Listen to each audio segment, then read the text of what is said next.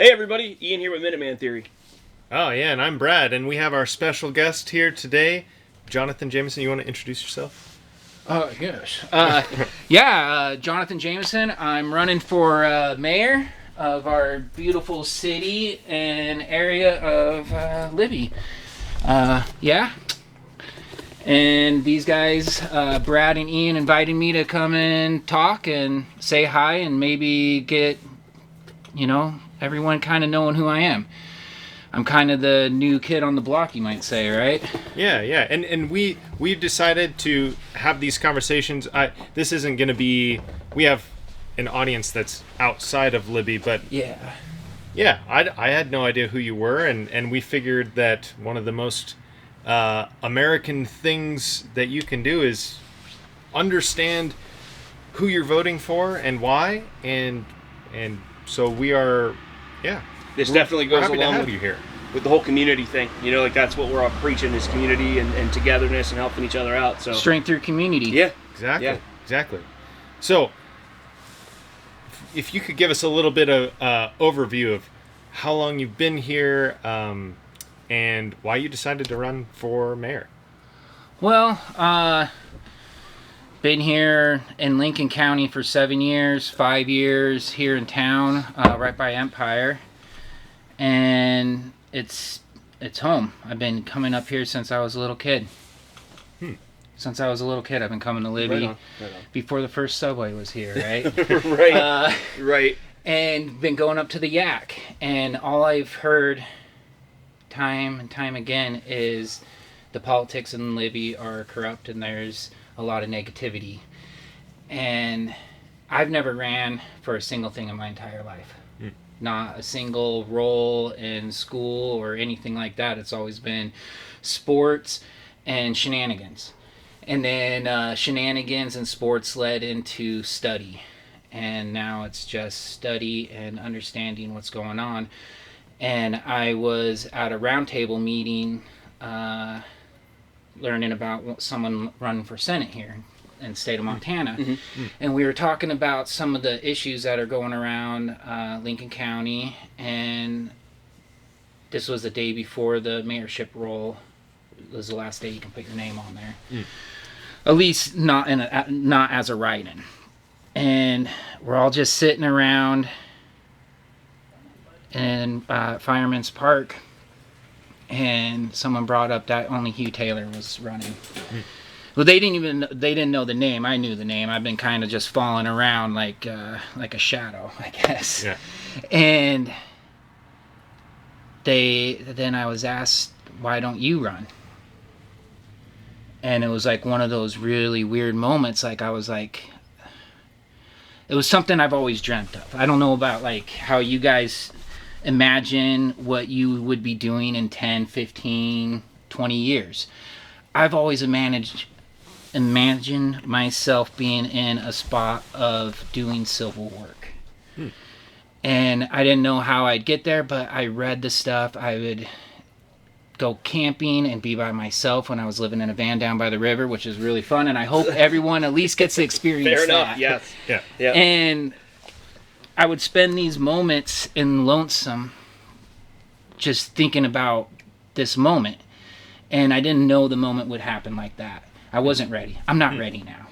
Like 100%, because I just didn't have everything. I don't have all the things I thought I would have lined up in time to run an awesome platform.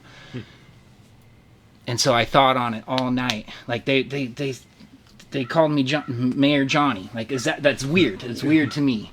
And so that night I thought on it a bunch, and then like every single story you ever heard, you watch on TV or you read in a book, every wise man, what do they say? They say the timing is never when you expect it to be. It's when you're challenged for the spot. And I mean, I'm getting goosebumps on it, right? So, yeah, I wasn't thinking that morning when I woke up like, hey, someone's going to ask me to be mayor. And so that night I thought on it. The next day I thought on it, and it's like, the only time is now. you don't. What am I going to wait another 4 years?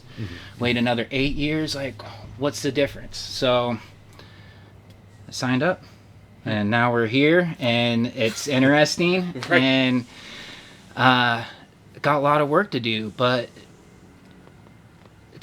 it's not scary. I think the most, terrifying thing about it is to be subjected by peers in the community on what kind of your thought patterns are, what your ideas are. If you like red or blue or purple or green or any other color, like how. But luckily it's nonpartisan. Yes. And it's about the betterment of the community. And I don't know. There's lots of work to be done, and then there's lots of work to be done outside the city too. There's so much. So if I don't end up winning, which I know my chances are pretty slim, but I'm still going to try. I'm still going to step forward and do the best I can and learn from this experience, and then I'm going to keep moving forward to the next thing and the next thing, whatever happens. And if I end up somehow winning this, it'll be awesome. It would be awesome because then I can actually see what I'm actually made out of, and if I think I might be as a good thinker as I think I am. Right. Fair enough. So, what do you see as the number one issue with Libby, and what's your plan to fix it? Yeah, like you mentioned, some of you've heard about corruption and that sort of thing. Maybe I would add on to that. What do you agree with that, or do you see other problems as well? Yeah, I mean, some things aren't even city issues, but the mayor has a lot of vocalness on what happens, and we're seeing land being sold really cheaply, and we're seeing people using family members to get into these spots where they're making money off things that could have brought in a lot more money to the city and to the county. And yeah, people are getting good deals behind closed doors, which that's a business thing. That's happened since the dawn of time. But how do we make sure that's being regulated properly for everybody to have a fair shot? Issues that I see is absolutely housing and where people can live and where people can afford to live, and jobs. Jobs. How are people going to pay? How can we get to a stage where someone can be not only happy with the work they're doing, that it's meaningful work, and that their kid is happy when they come home and like, hey, how was work? And they're asking these awesome questions, and the jobs are actually there. And the way Libby's always been founded since the beginning, I don't know if there's some pretty cool literature out there. The Women's Club of Libby, I'm probably butchering that, they put out a pretty cool book in the 70s that talks about a lot of the history here. And do you know what that book's called? Pioneer Days in Timber or Mining, something like it's a goofy name, but it's not bad. It's a local. I picked up one at the local shop here in town.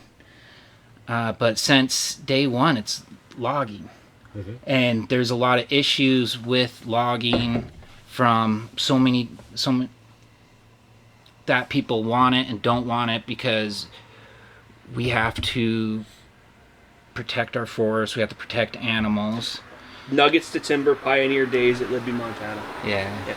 Oh, cool. It's an awesome book, and it's all short stories from people who are from that time period. Right. And then they talk about Pioneer Park right here, and that it was actually a 10-acre lot that they wanted to save from the very beginning. But now if you go over there and you see housing development right there, like, is that not, did they score a good deal on that lot? Right. So you're talking about the right across the street there? I'm talking about right here. right, the park right Yeah, here, that Yeah, part. but the part you're talking about, the housing development, right next to the creek. Oh, I see. And that used to be part of the park? That was all part of the park. Oh. The park was 10 acres. Huh. That's pretty big. Yeah. So back to forestry action, right? There's a lot of hit and miss on this with a lot of different ideas. And Teddy Roosevelt's idea of the area was... He said the thing. Yeah. He said the thing. we're big Teddy Roosevelt Yeah, fans. yeah. So. I mean, well, yeah, right. So the guy was pretty good, except if we go into the Banana Republic, then things get a little bit shaky with Teddy. But Teddy's awesome. There's a reason why his face is on Mount Rushmore. Right. So lumber, he talked about it protecting our forest, but also cropping out our forests better. So where we're managing, where we're bringing in the wood, but then we're regrowing our forests naturally and well. Now, there's a lot of different things. Like I went to Vincent Logging midsummer this year, and they're working with Hecla to clean up the forest for a better grizzly habitat and other animal habitat because the forests are too dense, especially over in Bull River Valley, right? Yeah. And the wood that they can get out of the forest isn't high. It isn't a lot. They showed me their waste pile, and all they're going to do is burn it, and that's not cost efficient to me because that's just a waste of a bunch of resources, and our number one resource is lumber. And if we can get that work here, that'd open up a lot of jobs. Now, is that a city thing? Is that a county thing? Is that a Montana state thing? It's all of it, but it takes someone to kind of bring it going. And there's a lot of people that are, and then there's a lot of people stopping it.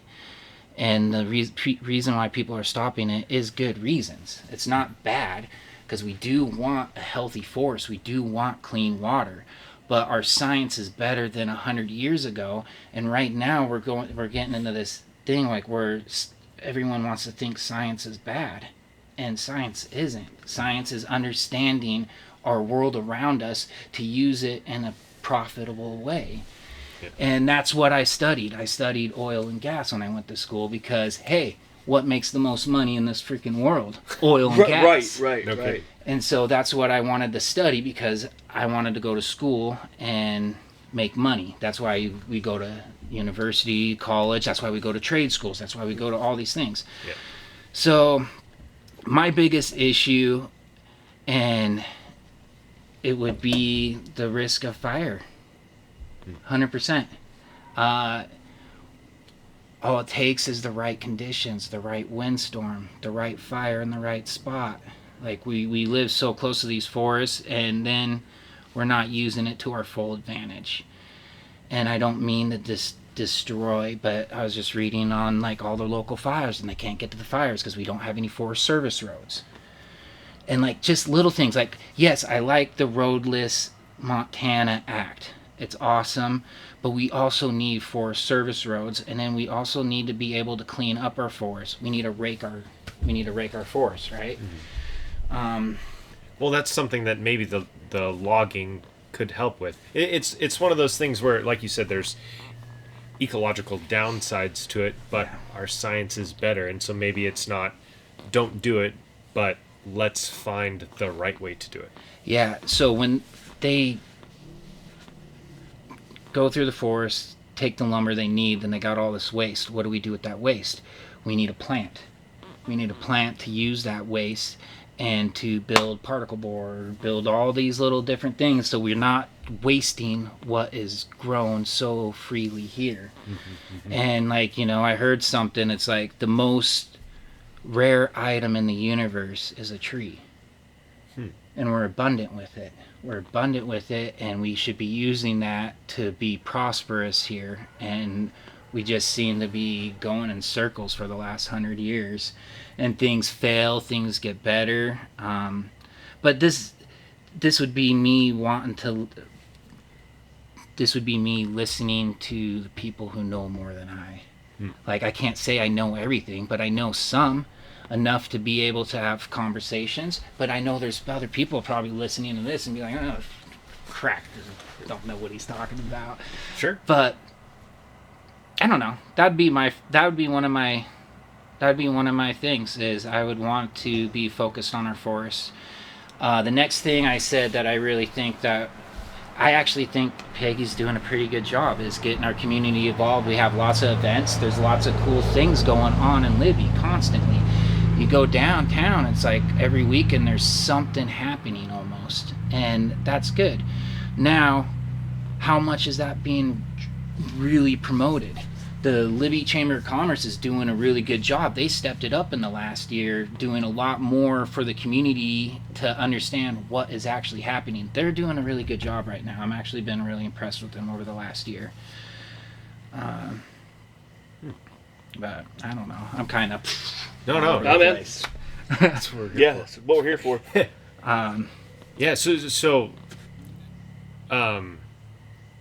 yeah, as far as the events, we got a lot of that stuff going on. Would you help promote more of that or make it easier for more of that to happen? Or I would think everything's really... There's not much to add to what there is. It's already good. Now it comes down to the point of promoting, getting people to get on the Amtrak, take the day trip over, stay at our hotel for a couple days, have fun. Yeah. Check out the carving. Check out the ignites, there's so much, but the way we promote to come to Libby and drop dollars here isn't the best we could do, and I think that's what the mayor is supposed to be doing. Sure.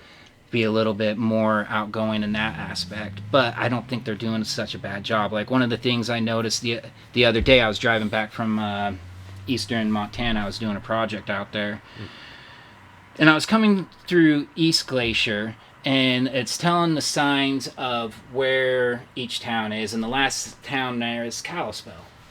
Why can't Libby be the last one on there so people coming from Browning or all these other areas over there, they'd be like, Libby, right there. What's Libby? So it just adds that extra question, that extra mysteriousness, and so then they start looking, just little tweaks like that will bring in more tourism. And who knows how difficult that would be, but I that kind of stuff. Sure. Well, I wonder, it probably goes back to the other issue you brought up too, is if we bring in more tourism too, we need to be able to support that tourism, which ends up being more industry. And we need another hotel. So that's happening. Right. Yeah. So that's why I'm like, I like that move, but that space could have is worth so much more. It's worth way more than what it was sold for. And so that kind of, I think, pisses off a lot of people. Do you think there's any validity in the argument that, okay, we're going to sell it to you for this amount, but your tax base is going to be this because you're bringing these people in to stay? We want, do you believe there's any validity to that, or would you like to see everybody pay the same amount regardless? For the property? Yeah. Like, let's it should have been up for a bid. Fair enough. Fair enough. 100%. Yeah. Like, so someone's going to come in with money, and then now they have the big investment, and then now they put that big money in there, and now they're going to put in something bigger. But I also like the hotel idea. They need to put a light there now. I already hate that there isn't a light or a crosswalk right there from because I live over in that area. Mm-hmm. There is I'm going to get dogs.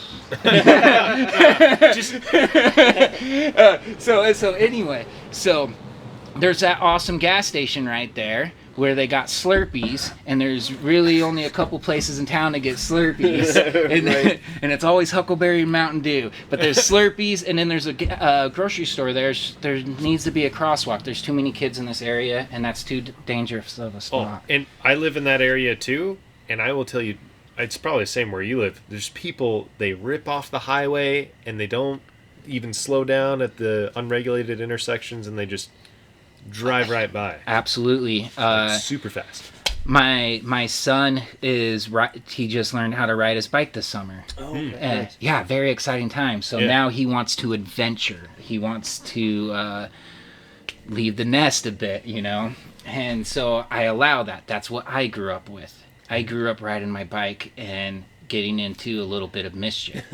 Now, it depends on the characters you hang out with and all that kind of stuff, what kind of good or bad mischief you get into, but I want him to come home with scraped knees and messed up elbows from crashing. Live the strenuous life, as Theodore Roosevelt said.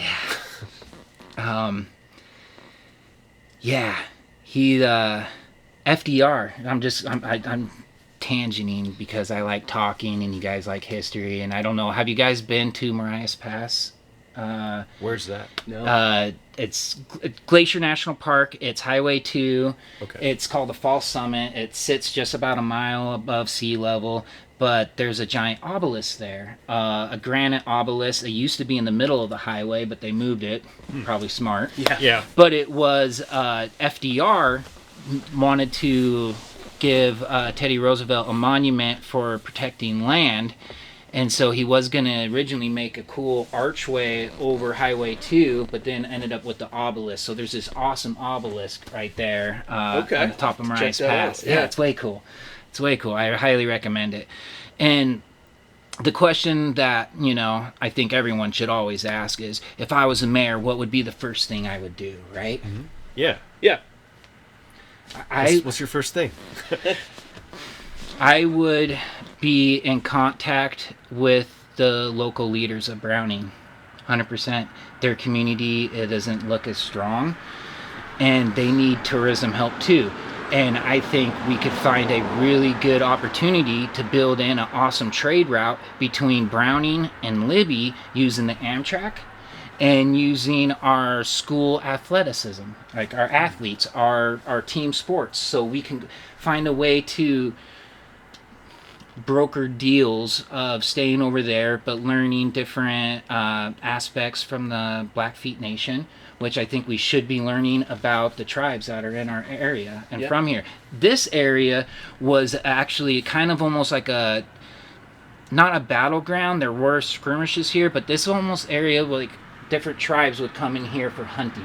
This was big hunting. You know what they called this valley though? What'd they call it? The Valley of Death. Ooh. Because in the winter, it's super cold, and in the summer, the smoke would always come down into it. Yeah. Yeah. I like that. I hadn't heard that one. Valley of Death. Oh, no. But we seem to be working out just fine now. But I love Libby. And, there's... And I say that because the whole High Line, all the way to Williston, there's a lot of struggle. Lots of struggle. And I mean, we could say that here in Libby, there's struggle. There's struggle everywhere. But we got to find ways to be a little bit more interconnected. And the way to do that is with tourism. And so, we get people to come and hang out in Libby, then we can go to their area. Because, have you guys ever taken the Amtrak? Yes. I have not, but I have family members that do. Yeah. This guy. I took it from here all the way to the East Coast. Oh, yeah. fun! Cool. It was an adventure. I would multiple days then. It is. So you got to go. So basically, the way it goes is you got to stop in Chicago, and then get off and go. But I took it from here to Philadelphia. Huh? Actually from Sandpoint to Philadelphia. But it was awesome. My only regret is not getting a sleeper car. I was trying to catch the. It is a cool thing though, man. Because all you're doing is you're just looking at country as you go. I'm planning on doing it again at some point. It is awesome. Cool. I got some good books to recommend for you. Okay, heck yeah. So I take that trip a lot, especially when I used to work in the field. Instead of driving, I used to drive the High Line, and then I was like, oh, look at this train. That's a passenger train. What am I doing? So then I started taking the Amtrak a lot, and then... That's really reasonably priced too, right? It not as reasonably as it used to be. No, it's since COVID, prices go up every turn of so the new year kind of flips when the slow season hits after summer. It's the same as a plane ticket. You'll pay the exact same as a plane ticket. It's going up and up, and it's such a bummer because it should be it should be cheaper. And how much do you guys know about the Great Northern Railroad of James Hill? A fair bit. Awesome. Yeah, fair bit. So James Hill's idea behind the Great Northern Railroad was to have cheap transportation. Yes. And it's the reason why it's called the Empire Builder, because he built the empire that is America, because when he used Abraham Lincoln's Homestead Act to get immigrants from Eastern Europe and other countries, I'd say Eastern Europe, just because a lot of the town names there, but I just saw a Scottish town name the other day, and I was, because I got some, anyway, I gotta stop the ADHD here. No. So we like history. Yeah. All right. So Was it Hamilton? Is that the one you're thinking of? no, the town? Yeah. Iverson. Iverson. Okay. Yeah. Okay. Tiny little guy. And Because I say that because Hamilton has a Scottish I know heritage. Yeah. Yeah. I want to go to. All right. Let's go to the next subject. So this last winter, I don't know. I gotta look at my notes and see when I started. But how much have you guys dug into your family history? I haven't. I haven't really, but my brother has done a whole lot, and so I've learned quite a bit from the research he's been doing. It's fascinating and challenging. My family line, no one talked about the Jameson name. From my grandpa, never mentioned his dad or his grandpa to me ever. My dad didn't mention anyone, only until just recently, and so it always just irked at me. And then I have this name Jameson, John Jameson at that. So what do I always wanted to believe I was? Irish. Yes. Sure. But I'm not Irish. I'm Scottish. Okay. Oh, okay. And my family moved from Glasgow. I think Glasgow. I always... I don't know. I don't know. Anyhow, they left because they wanted to practice religious rites. So everything was super high Catholic then in the mid 1700s. And they were Presbyterian, if I'm saying that right. And then they moved to Northern Ireland and stayed there one generation, didn't mix there, and then they came to America in 1713. And they've been fighting. They fought every single war, every single bit of freedom that there ever was, and it's really fun. So nobody had it written down in these timelines, like, okay, my grandpa, my next grandpa, all down there. So I had to figure that out this year, and it was fun. I spent days on days. I was just stacking so many days. My notes are insane. And if you guys haven't dug into it, the 1850 census is when things are really good for data, because the census before that, they would only say the name, one person out of the household leader. I can't even, it's drawing a blank. Head of household. Oh, okay. Yeah. Okay. Head of household. They would label that, and then they would put an X between how many people between this age range, this age range. Yes. Okay. Okay. So there's only one name. There's for only the one entire name. family. And you can't. And so it's insanely challenging to go back. So I would pull out all these Jameson names from all over, because there was a bunch of them, and apparently we all like to be called the same thing. So then I had to backtrack, see where these genes went, and then trace them, and then I had to do so many different maps to find out where exactly I came from, the Jameson name, and figured it out. It was a lot of fun. 1713. And John Jameson, the first John Jameson in America from my line, helped founded a little town called Little Britain. Okay. Yeah. Okay. But other than that, everyone's been farmers, or they were fighting for, freedom. Right. And I don't have a military background. My dad didn't have a military background. And so in my head, I played sports my whole life. I love sports. I think they're really good team building exercises, and I think you can learn a lot from them. When I was at the youthful age, I had really poor attitude.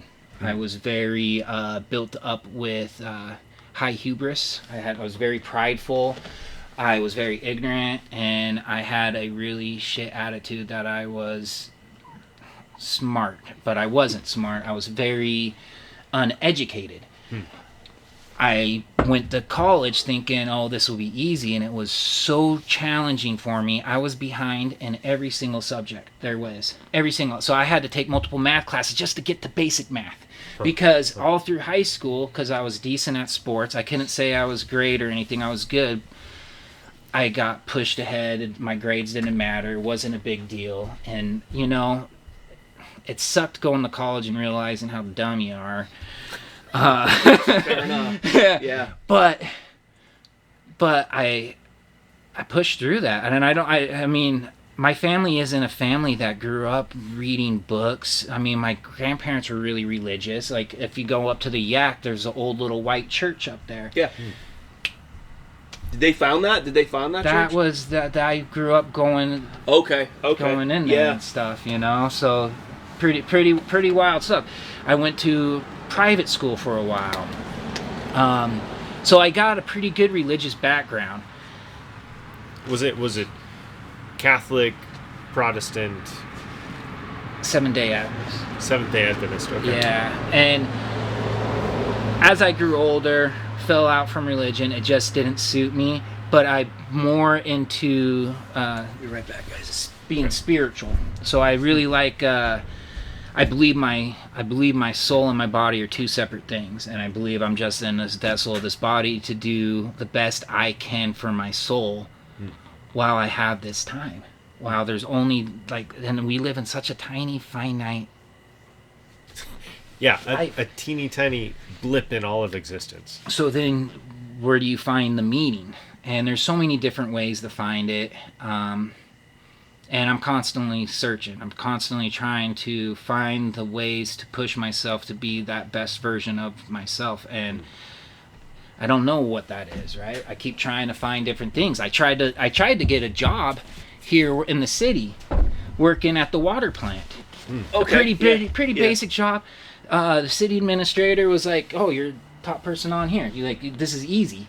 But then I didn't get the job. And I was like, I just want to be a civil servant. Like, I just want to work for the city, the government, the country. You know, like, one of my heroes is RFK, Robert Francis Kennedy. Did I say that middle name? I never say his middle name.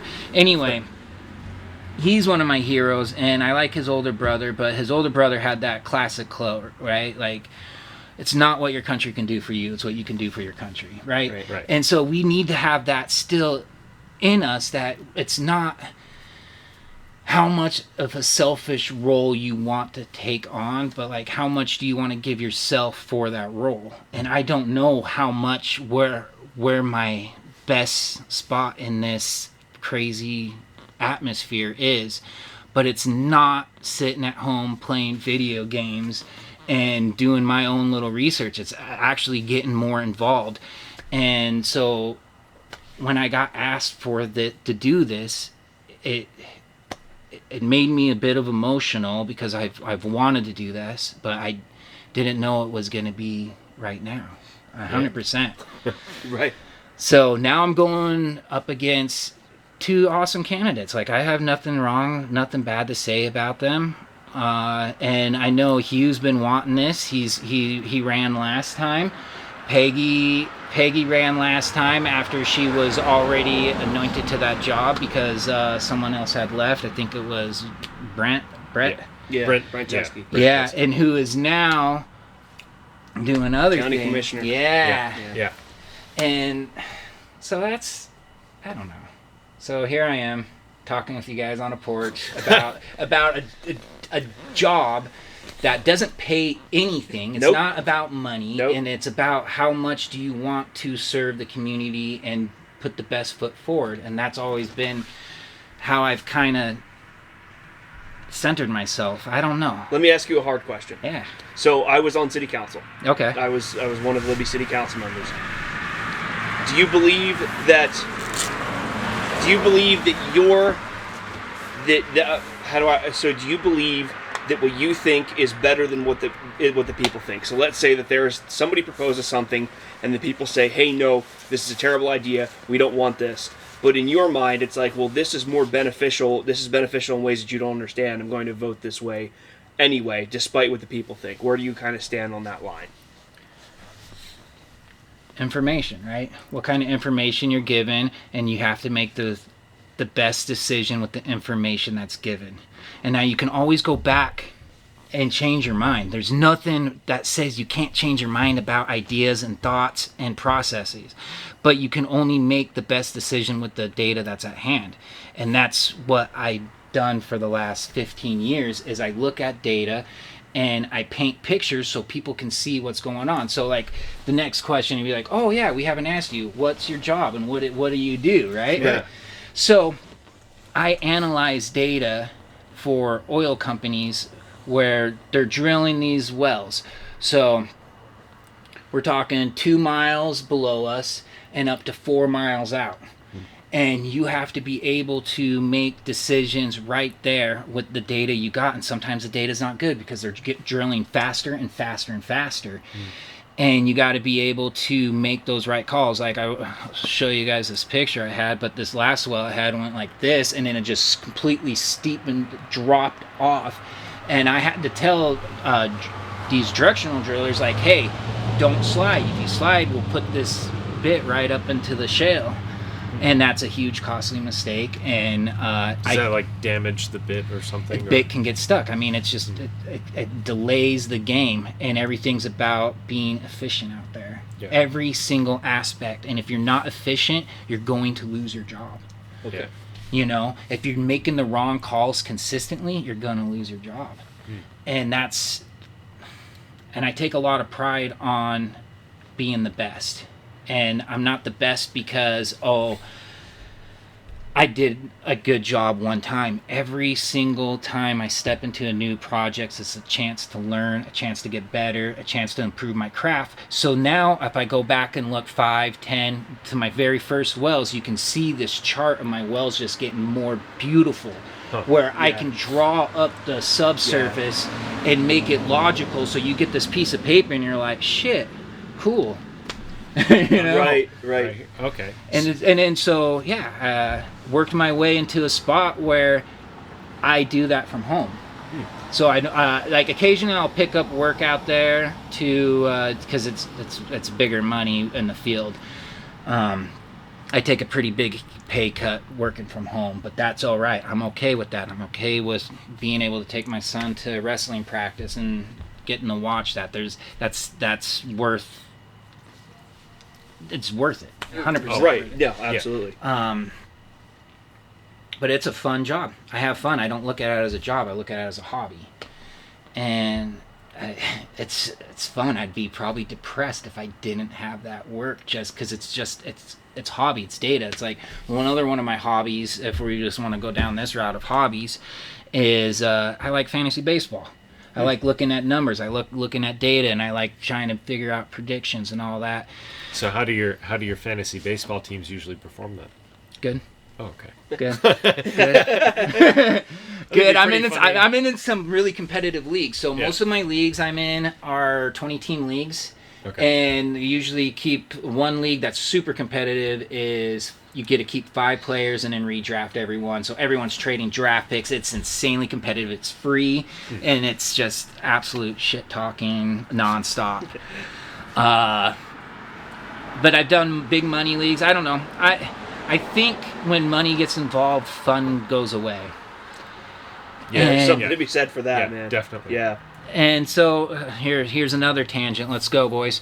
I'm running right now on a no donation platform. Okay. Because how often are you hearing this statement that if we need to take money out of politics? Are you hearing that a lot? Yeah. Do you think so these politicians, hey, we're getting good donors, but then they're not voting for what the people actually are asking and wanting. They're voting for their self-interest. So now we got politicians just making more and more and more money while we are getting poorer and poorer. Like, it's just, you can see it in the numbers, and it pisses me off. And so I don't know, something awakened last year. What it was doing my research on my family, and then I realized because I wanted to move. I wanted to move somewhere else. Go to a different country, go see something else, and go experience something different. And then I just sat there and I was just reading about my family and how they stood side by side with natives to fight off British. And I couldn't get past like how much that might have made them feel. That they were connected with the land, connected with the country, that they were fighting for something that was a lot bigger than just going out and having a farm and just living. Like they had to fight for it. And so now we're in these questions today where our generation, us, like I'm guessing you guys are near millennials or maybe a little younger. Yeah, we're millennials. Yeah. Okay. Our generation is quite slacking on our reading, are wanting to get involved with things, and just stepping up into roles that have been held by the people above us for so long. Mm-hmm. And if we look into our history, just even Libby or any other small town, how much progress do we actually see happening in the last 50 years? We haven't seen much progress. The only progress we see is we had the dam, then the mines started going away, and then the timber started going away. Right. And now I've looked into the Hecla mine, right? So I was really bitching on Facebook about it because that project kept getting blocked in the courts. And so I kept asking, hey, why are you guys pushing this? Because it's a propaganda, right? Propaganda, you want to keep pushing an idea so people like it. Yeah. And they're doing a good job. They got me. But I was really afraid of our water. Like, each society will live longer, communities live longer with clean water. And if our water is dirty, we're not going to have a healthy society. And I say society as our closed valley here because we're so far away from Walmart, right? Like, we are in our own unique little pocket in this country where it's the same politics, but it's more small scale. Yeah. Way more small. But it's the exact same stuff. I don't know. And to your point, mining can be done correctly. Yes. Will it be done correctly? So that was my question. Thank you for getting me back on track because So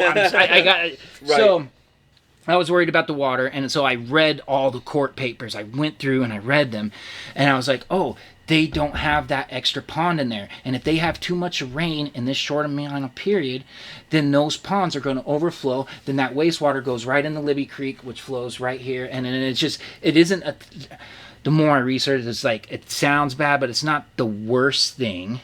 It's just sediment, but sediment disrupts creek flow and all that. And that's why why people don't like cutting down the forest too, because that ruins the creeks. And that what happened back 100 years ago when we were 50 years ago or whatever, when we're doing all our forestry work. They didn't care. They didn't care when they cut down the trees. Right. And so a lot of our old growth's down. And I hands down wouldn't want to touch any old growth. We need to be protecting that with every ounce of energy. Right. But like we can farm trees, and we should be farming trees like we farm wheat. Right. How do we do that properly during drier and hotter summers? So that's another issue. So our summers are drier, hotter, and now we're dealing with the issue of forest fires, which they're going to get scarier and bigger. So we need to be proactive in our approach to that. So anyway, but back to mining. Yeah. I got invited to go up there, and I got to see what they're doing. So they got to go. Right now they got an audit that's already like 7,000 feet into the hill. I think it's 7. It might even be deeper than that, but I'm pretty sure they said 7,000 feet. And from that audit, now they're gonna drill another one that comes up here, and then they're gonna have 4 drill holes that go in there, and they're not big, but they gotta go down. They gotta drill, and they gotta find this layer and make sure there's enough foot, and they need at least, I think it was 15 feet of layer there to get this ore to make it profitable. Yes. So now they got to drill these holes. So that project's way out. That's going to take a decade to get even to those results. So like people will be like, oh, we're going to get mining back. My grandpa, he was a miner in town, and our family did well until the mines closed. Well, it's not big job right there that's going to happen. And then the company, they're going to try to get a lot of their people that are already working in Alaska to get to this job because they're living nearby. They're living in Thompson Falls or Troy or even here, but they're going to Alaska to work. Yeah. And there's just, that isn't the golden ticket that everybody wishes it was. And I wish it was, you know. I wish we had... And maybe something big comes from it, but you don't know unless you explore, unless you do get the data. Yeah. And so they're gonna do everything right. They showed how they are cleaning the water. They added an extra pond that wasn't there before, and they're like, we don't want to mess up because we want to make money. This is a money. If they mess up, then they're not going to make money. And the second you get that water dirty, everyone's going to be pissed. Well, I hope everyone's pissed. Right. I hope everyone's pissed off about that. But they seem like they're really legitimately trying to do what's right. And now I had someone say, not all that glitters is gold. But... Sure. You know, when you see effort, you got to honor effort, and you got to believe people do want what's best for everybody. And sometimes that's weird with money. It always is weird with money. Money's a weird thing. Yeah. But yeah. So why should people vote for you?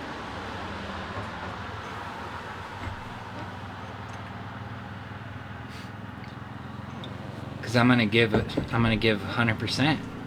Like, it's gonna be what I do. I'm gonna push myself every single day. I'm gonna be right there, and not only what I'm gonna be right there for the mayorship role, I'm gonna sit there and be at every board meeting around town and make sure things are in the right spot. And I did that. I practiced it. I went around to the board meetings.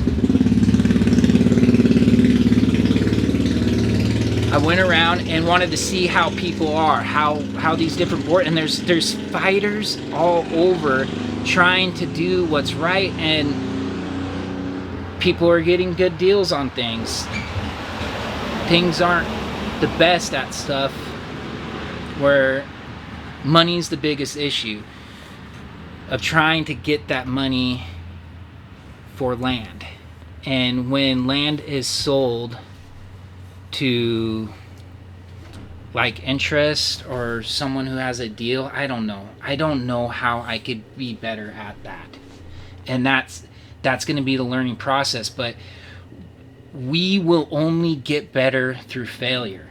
And if the more we step forward and learn about what's failing and understand it, we get better and better. So yeah, a vote for me is going to be my dream, because it's going to push me to be the best, because I don't want to fail, not for me, but I don't want to fail for my son.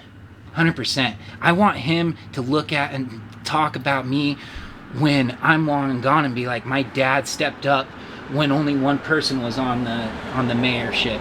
Only one person was going for it at that time, and my dad said, yeah, I'll do that. And then not only did he do that, he won, and then he brought in something that hadn't been done. And I can't say I have all the promises, and I can't say that I'm going to be the best mayor. But in the end, if I don't win and all that, I'm still a happy camper. I'm still having an awesome life because I keep pushing myself to be better, and we all should. Right. Every single day is an opportunity to improve. And like I said, if I don't win, I'm going to keep going for other things because I think this is the route I should be on, and I really like it. And I'm excited because I want to be pushed. I want to be where my limit is. Like, how much can I handle? And working in the oil field has taught me to be able to deal with so many different emotions with high attitudes. Like, I don't know where your guys' line of work is, but oil field can be really tough with tough characters where there's it's very egocentric. So there's a lot of egos, and you have to be able to work with egos, and that's through every single thing. Everything is going to have egos, and you're going to have egos in government. You're going to have egos right there in city council. That's for sure. Yes, that is 100% for sure, I can tell you. And that my goal would be to listen and do what is right. And now that is opinion based. And then how do I know what's right to someone else's what's right? And that's always the big question. And so then that comes down to where my character is at, and how good is my character to think like, hey, is this something benefit? But then if I look at that, my character is a bit flawed on the idea because I work for oil and gas too. Like, I don't think that's correct, even though that was the path I chose and the path I want. But I think we could do better in so many aspects where we shouldn't be just reliant on oil and gas. Like, I'm so about renewable energy. Like, how difficult would it be to find these startups that do fun things with sidewalks? You go around here in this town of sidewalks, and this is an old town. We got a lot of old people here. They can't use wheelchairs on these sidewalks. They can't go out of their house, and they got to go out into the street or do something that takes them out of a bit of safety. So then, do they choose to go out at that point? They stay in.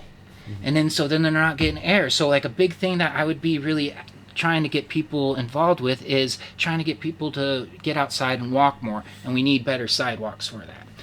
And I've seen so many cool sidewalks in the last 15 years. When are we going to take those next steps and use the technology available and see if we can make Libby better by having cool sidewalks that possibly generate electricity? Are you talking about the ones where they have kind of those pistons that you walk on and it? No, I'm just talking solar energy off it. But there's so many. But I haven't seen that. I'm gonna look that up. It's really cool. It's kind of a new thing. But there's so much cool technology, and we just. Yeah. Well, I think part of the problem with that too, though, is it costs money. Yeah. But there are. Grants, I'm sure there's and there grants are, and that's it. There's grants, and there's, again, I know we talked about backdoor deals, but there are deals with companies that are like, hey, if you help us out, well, you know what I mean, Right. And that's the challenging. So like I'm hit and miss on those thought patterns because those happen no matter what. They always are going to happen.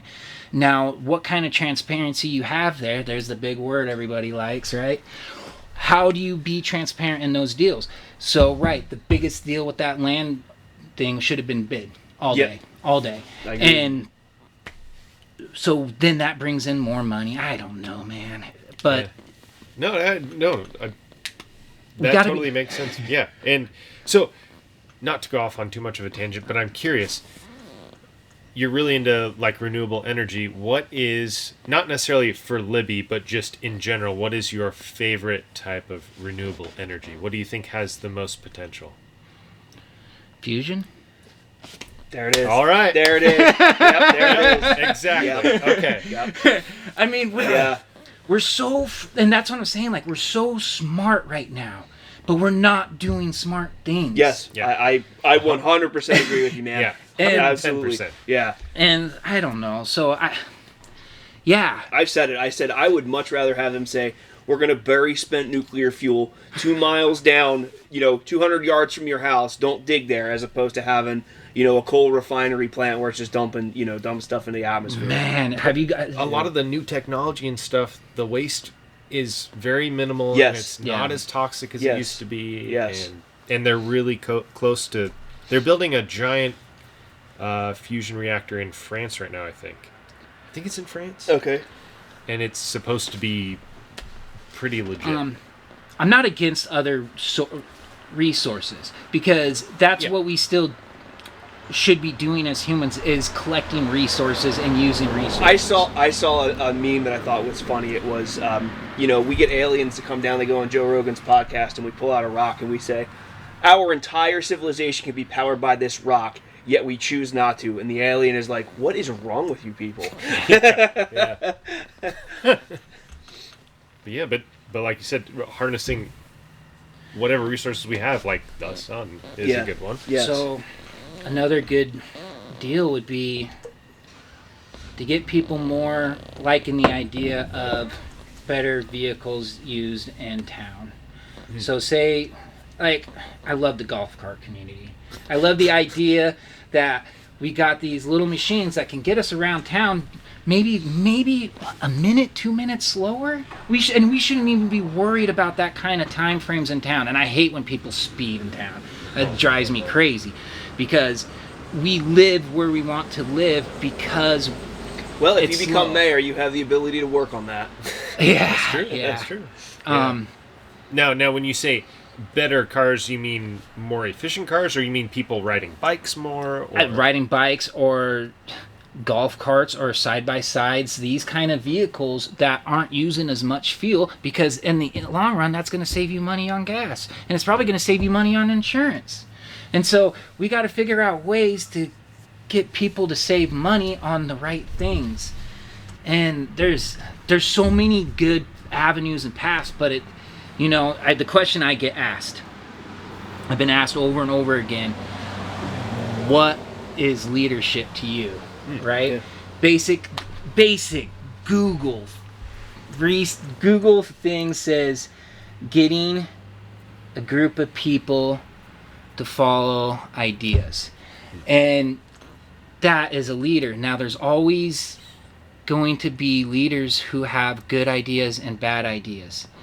And sometimes you got to recognize when there's good ideas and bad ideas and not get convinced, and be able to get off the train and go onto a train that is a good idea. Yeah. And be willing to change your mind and to... That's the most difficult thing right now. Oh, yes. I think it's difficult. I think that's just a difficult part of being a human. Yes. It is. It's the most my biggest thing for me that I've been constantly working on, and my whole family knows it, is anger. And when I used to get angry pretty easily, and now I focus on that, and it's taking so long to not be agitated and get to these moments where you're so frustrated, and it's awesome. It's awesome not to be able to get mad at things when it used to get me mad, and I notice it more and more. And so these things need to get practice. And I just read that horrible story this morning in the Western News about the guy who hurt his 4-month-old. Yeah. Right. Okay. Oh, yeah. I'll leave it at that. Yeah. Yep. So my empathy in this situation, of course, is first for the kid, and then it went to the dad himself, because he was dealing with anger, and he might have had a difficult time when he was growing up. So maybe he doesn't have the right avenues of controlling anger, and that's a big issue for a lot of people with their anger. And it's okay to talk about. And I talk about it a lot with my anger, because I had bad anger. I had really bad attitude, and it's taken me my whole adult life to get to this point where I'm comfortable enough talking about being angry, being a drunk, being all the worst things about me, and becoming better out of it, because that is failing, and you can't get better if you're not failing. And I failed at that section of life, and it sucks. It sucks big time. I hate being angry. Yeah, but then you, like you said, you learn from that and you grow from it. And so that man's gonna learn a very difficult lesson now. And now the next part that made me sad about it was how much is our society and how it's built right now, how much is that going to make his life in the future harder or worse with him dealing with these anger issues and what happened there. I'm hoping better. I'm hoping for the best. And Hopefully. Yeah. that's all we can hope for in these situations like that. I don't know, man. It's weird growing up because you don't stop learning. Right. Right. Right. And like I said, I've never ran for anything. I don't know the right words, but I got told that I need to be asking for money, and I'm diverting. I don't know. I'm just going off the top of my head, but I I think it's wrong. And where does it start? When do we start saying money's out of politics? Well, that's one of those hard things. I struggle with that a lot because I wish that there was no money in politics because you're supposed to be a civil servant. Yeah. You're supposed to be serving the people of whatever. If you're federal, you're the entire nation. If you're the mayor here in Libby, the citizens of Libby. You're a water worker. Right, exactly. Exactly. But the other problem too is because of the society we live in and the system we live under, like if you don't take any money for your campaign, then you can't advertise, you can't get your name out there. Well, and so that's why we as the Minuteman Theory are doing what we're doing. And I love because we're going to be posting this to social media because that was what we thought to ourselves. It's like, okay, neither one of us are running, but it's like, how can we be an independent media? How can we be independent and just, these are your words and there they are. You know what I mean? This is why people should, and that was kind of our thing. And I think that should be the way. Yeah. It should be the way. We should be able to go through these avenues because we can get information out there cheaply. Yes. Yeah. Cheaply. Yes. Where we don't need to be spending all this money. And then it comes down to character and words at this point. Yes. And Well, and we do this uncensored because that's the other problem. You mentioned propaganda earlier. Is like Ian and I talked about, well, the newspaper they'll run a story on you guys, I'm sure, and whoever they think is the right pick, they're going to prop up, and they're going to kind of not prop up. And they are going to mince your words. Oh, yeah. You are not. Him. Yeah, that happened to me. They are going to mince your words, and there is no two ways about it. So that's why, like I said, I think this is a wonder. I'm glad to have you here. I'm glad to have that way I can learn. Dude, I was so excited. I got the message because I'm sitting there like, man, I got to do something. What can I do? And then all of a sudden, and it's the flow. It's the flow of life. Like, the opportunities will be for you when the timing's right. Yes, and right. For me, I didn't think the timing was right, but the universe is telling me the timing was now.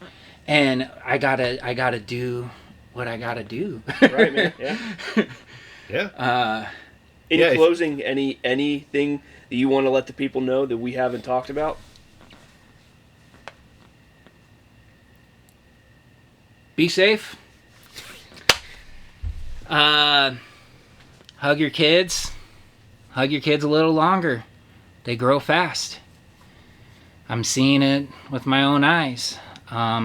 We talked about it a minute ago. I got 4 kids. One just left the house and is in Missoula now, working for FedEx. And just time goes by way fast. So love each other. Say hi. Smile. Like someone asked, like, how, if we bring in tourism, how do we keep the small town feel? We keep it exactly how it is. We smile. But yeah, I don't know. I can keep going on forever, guys. Okay, if people want to learn more about you, how can they get a hold of you? 555. No. Maybe not that. That's all. Yeah, yeah. Okay, so I'm on Facebook, Jonathan Jameson. And yeah, you can ask me anything. Like, I'm a really good open book, and I like talking. Like, when I took the train, I'd spend my whole train route standing in the observation deck, giving history lessons. Yes, I loved it. Because we didn't, like, the first time I rode the train, there was a park ranger on there. Yeah. Boom. Shit gets cut. Don't have the park ranger anymore. So that cool bit of information, that cool thing is gone. And it was an empty void in space. And I was like, okay, I'll step up. So I would give history lessons on the train about the High Line. And the High Line's super cool. I recommend it, guys. Right. I highly recommend it. Sounds like Minuteman needs to go on vacation. You should. It sounds like we need to go on a train vacation. On the train go to vacation. Havre. Yes. Hang out down there. There's a couple cool bars. There's a couple cool stores. It's a good ice cream shop. Havre's awesome, and you can learn about the history there. You can go ahead and Havre. Yeah.